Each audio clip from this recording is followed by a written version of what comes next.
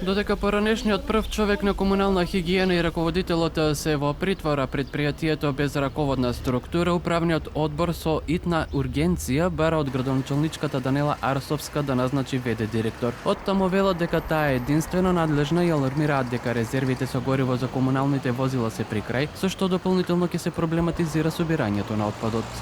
Во моментов се при крај резервите со нафта, наменета за специјалните комунални возила кои се употребуваат за собирање и транспорт на комуналниот смет, што не може да се набави без подпис на ВД директор.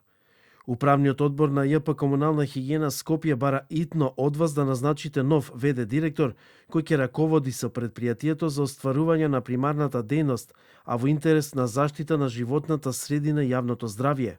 Претходно градоначалничката Арсовска одговорноста ја префарли на власт и управниот одбор на предпријатието и побара тие да назначат директор. За сега е нејасно како ќе функционира предпријатието се до именување на нов директор откако последниот Сабахудин Рустеми од притвор си поднесе оставка. Тој и неговиот раководител на оддел за управување со отпад Аки Саити беа приведени задржани во станици изнесени пред судија на претходна постапка, кој донесе одлука да им се одреди мерка притвор од 30 дена. Обвинителството ги гони за загрозување на животната средина и природата со отпад. И додека едни контејнери се празни и чисти, други се преполни со мини депонии околу нив и ја градат сликата на главниот град кој претендира да биде европска престолнина на културата.